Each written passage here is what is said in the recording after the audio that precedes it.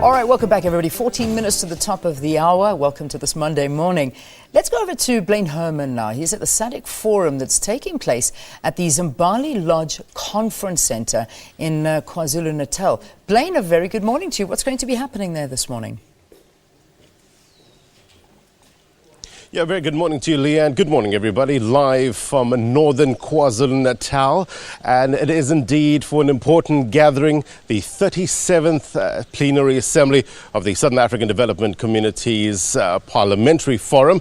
What is that, you ask? Indeed, it is a mouthful. Well, basically, it's a platform for parliaments and parliamentarians to actually improve and promote regional integration in the SADC region.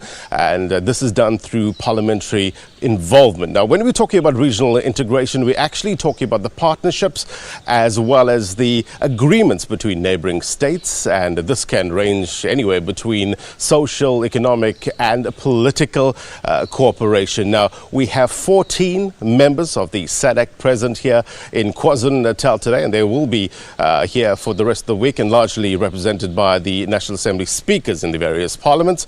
And we have the likes of, including South Africa, Mauritius, Malawi, Mozambique. We have Angola, Botswana, the DRC, Lesotho's here. Remember, Lesotho's in the news with regards to the security concerns in that area. We'll find out if that's going to be discussed at this forum. Namibia, Tanzania, Seychelles, Swaziland, Zambia and Zimbabwe. They're all here trying to cement relationships, and that actually better the lives of the citizens that dwell within the Southern African Development Community region. Let's get more insight now. I'm joined by independent analyst Dr. Bheki Mngomezulu.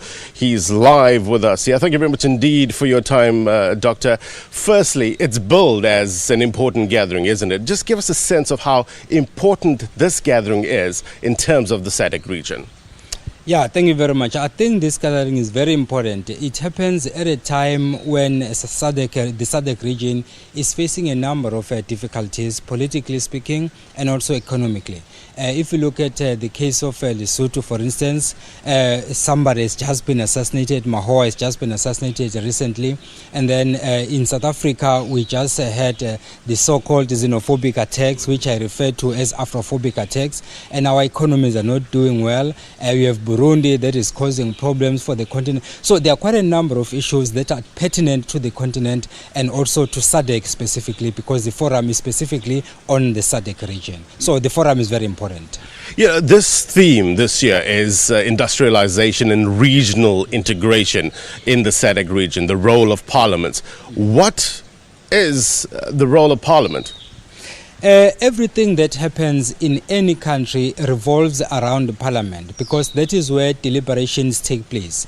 If you take the South African context, for instance, for a law to become a law, it starts from the ministers, then the minister will table the bill to the cabinet ministers, and then it goes to parliament, and then it goes to the NCOP, and then it is approved by the president. But generally speaking, everything that happens in a country has to happen via parliament in a democratic institution. So these other countries are democratic countries. So it goes without saying, therefore, that whatever happens in terms of regional integration, in terms of industrialization, will have to be happening around these kinds of laws and policies that are agreed upon. And these countries have to agree on the way forward in political terms and also in economic terms, so that the region can then go forward together instead of one country progressing when the other country is left behind. So that is the broader context within which the forum is held. You know, you touched on Lesotho. They represented here today.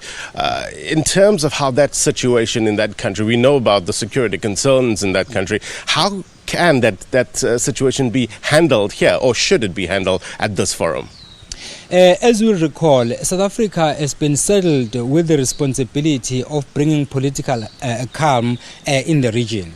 So therefore, the Deputy President, Cyril Ramaphosa, was asked by SADC to intervene in the Lesotho political crisis to try and calm the situation.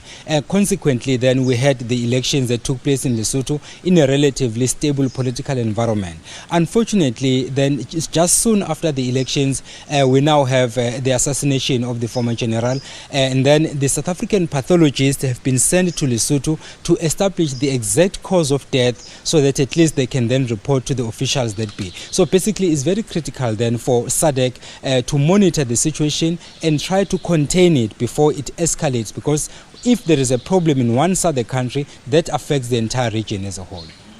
Doctor, there's many pertinent issues that will be discussed here at the forum. There's going to be a number of roundtables, a number of plenaries. One of the discussions are going to revolve around the free movement of people in Southern Africa. How important is it to have that conversation at this time?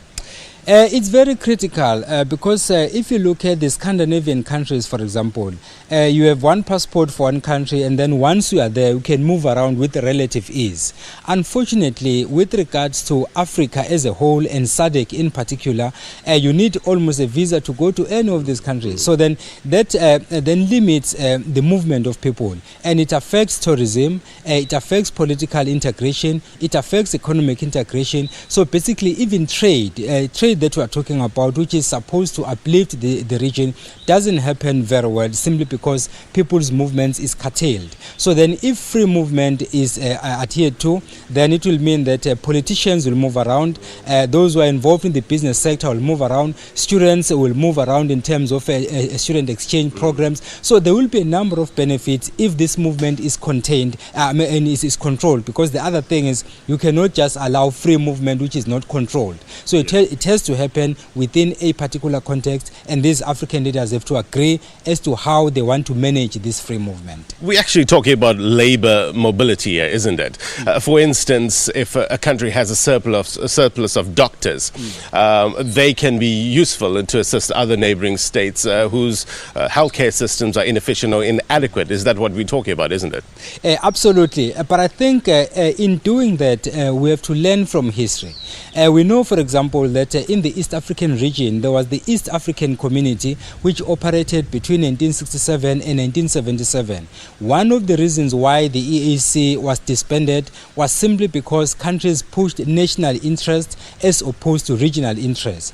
So then when the SADC region decides to have this free movement of people and regional integration, they have to consider those kinds of experiences and establish what happened when Kenyans were complaining that they didn't want Tanzanians and vice versa. So therefore, they have to look at that history and look at what didn't work and then try to do things differently this time around. Dr. Mngomezulu, that's all. We'll have to leave it. Pertinent issues indeed that will emanate from the 37th Plenary Assembly of the Southern African Development Communities Parliamentary Forum. It is indeed an important forum. Today we're going to keep you up to date with all the latest from here, but for now, it's back to Johannesburg.